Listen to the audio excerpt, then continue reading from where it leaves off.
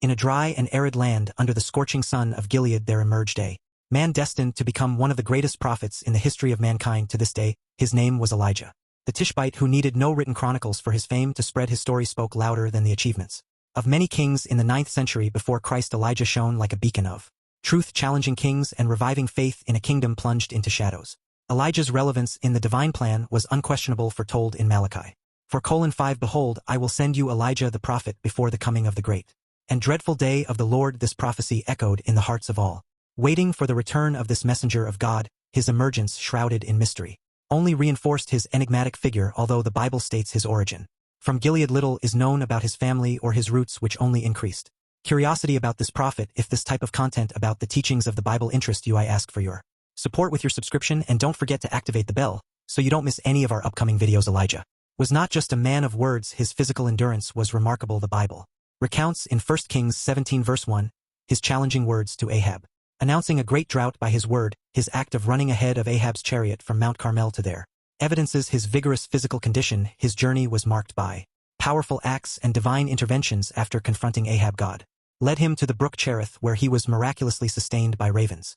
With the brook dried up, the divine command led him to Zarephath in Sidon, where a widow welcomed him as prophesied in Luke 4:26. There Elijah demonstrated God's power, miraculously providing continuous food. In Luke 17:8-10 we find a parable that reflects the humility and duty of the servant, echoing Elijah's journey, who, despite being a great prophet, always remained a faithful servant to God. Elijah's story takes us on a path filled with faith and miracles, from the valleys of Gilead to the ends of Aria and Galilee, bringing eternal lessons of obedience and trust in the Lord. In a certain village, as Elijah continued his journey, a memorable encounter occurred.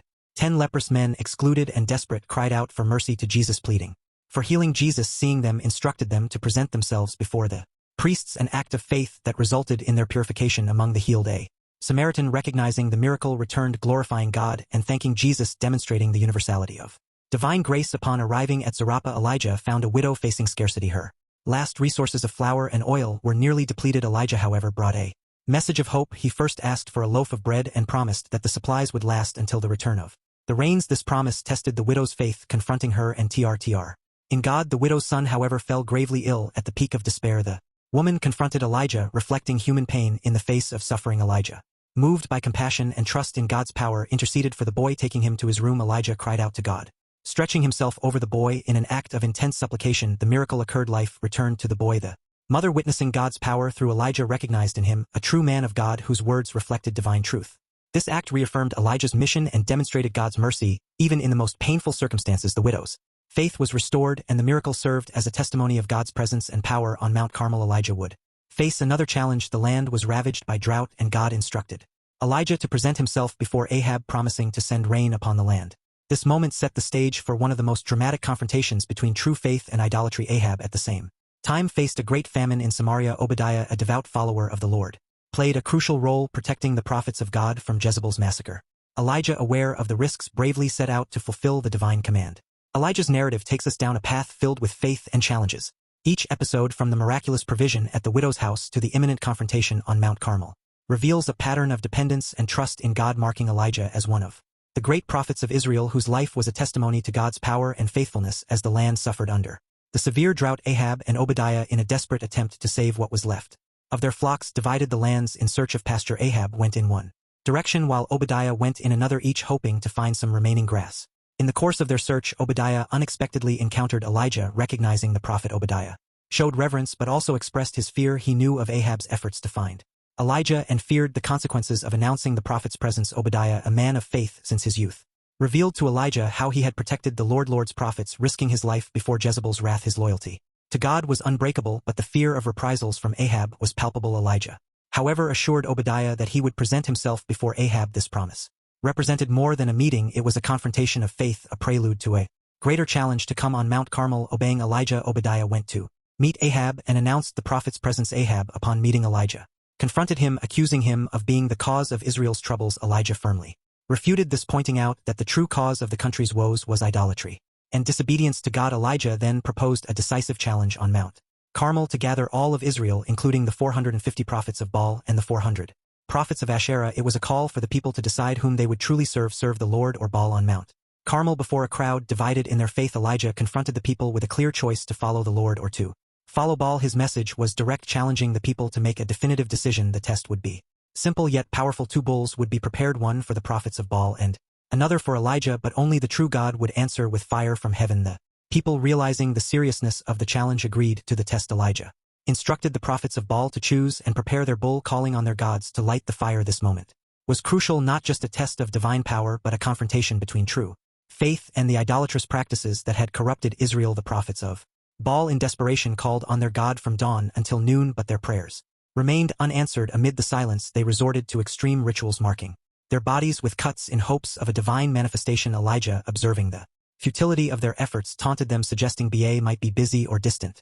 The desperation of the prophets of Baal grew, but neither their loud voices nor their self-flagellation rituals evoked any response. Then Elijah called the people to come closer. In front of everyone, he rebuilt the Lord's altar that was broken and forgotten, using 12 stones representing the 12 tribes of Israel. Elijah reaffirmed the unity and spiritual heritage of the people. He carefully prepared his sacrifice, placing the wood and the cut bull, and then ordered that water be poured over the altar not once but 3 times, completely saturating the sacrifice in the wood, making the challenge even more impressive. At the moment of sacrifice, Elijah prayed to the Lord. His prayer was not just for a supernatural response but also for the people's hearts to turn back to God. Then the fire of the Lord descended, consuming the burnt offering, the wood, the stones, and even the water in the trench. Before this miracle, the people in reverence recognized the sovereignty of the Lord, exclaiming in unison, "The Lord, He is God." Elijah, in an act of divine justice, ordered that the prophets of Baal be taken to the Kishon Brook, where they were executed. This act symbolized the eradication of idolatry and the restoration of Israel's commitment to the Lord after the victory.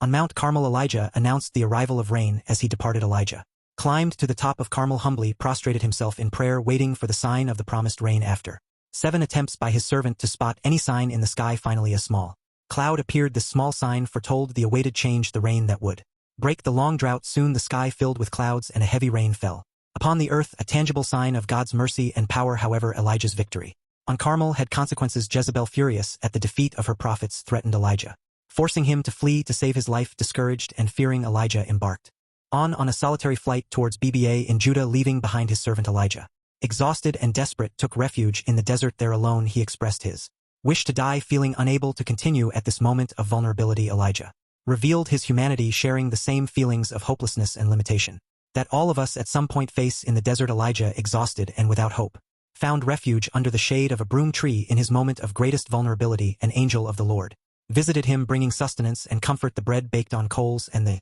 jar of water were not just physical provisions but also a sign of God's ongoing presence and care. The angel on his second visit encouraged Elijah to eat for the journey ahead. With the strength of this heavenly food, Elijah traveled 40 days, 40 nights until he reached Mount Horeb, the mountain of God, a place of divine encounters and revelations. Jezebel, enraged by the defeat of the prophets of Baal, swore vengeance against Elijah. Meanwhile, the prophet, bearing the weight of the mission and persecution, found refuge in a cave on Mount Horeb. This refuge became a setting for a profound spiritual experience and self-discovery. In the cave, God asked Elijah about his presence there. Elijah expressed his zeal for the Lord but also his feeling of isolation and despair.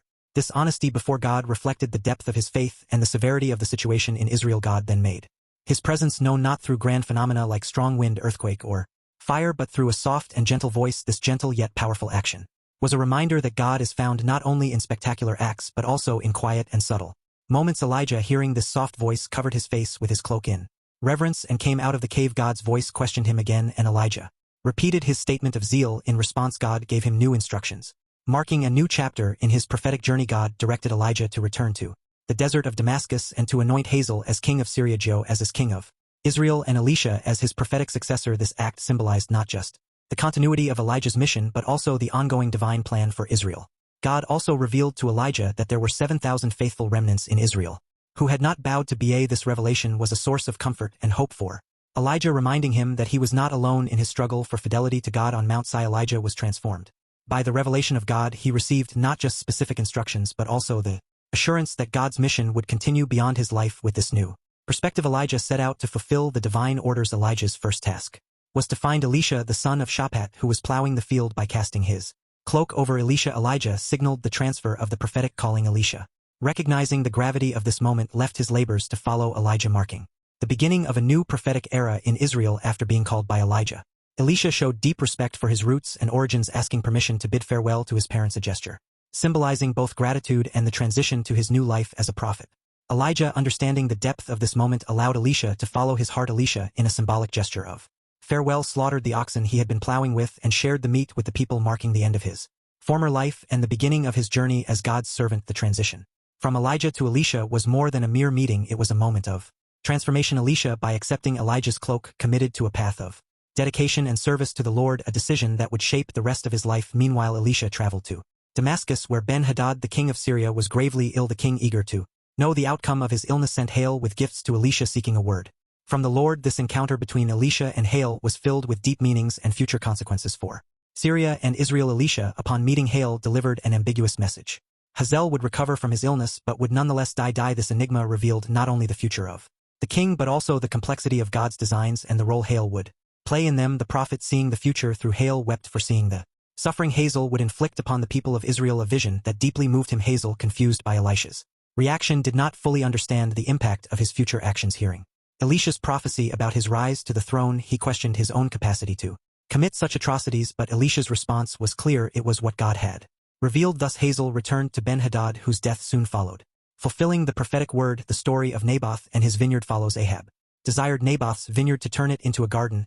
He offered an exchange or payment. Naboth, faithful to the inheritance of his fathers and to God's law, rejected the king's offer, a decision that would tragically mark his fate. Ahab, frustrated and angered by Naboth's refusal, returned to his palace dissatisfied. His reaction to this refusal revealed not only his character, but also the corruption permeating one of the darkest episodes in the history of Israel. Jezebel questioned Ahab's authority as king, arguing that he should have the power to take what he wished. With cunning and a disposition for evil, Jezebel devised a strategy to acquire the vineyard. Disregarding justice or morality, she acted sinisterly, writing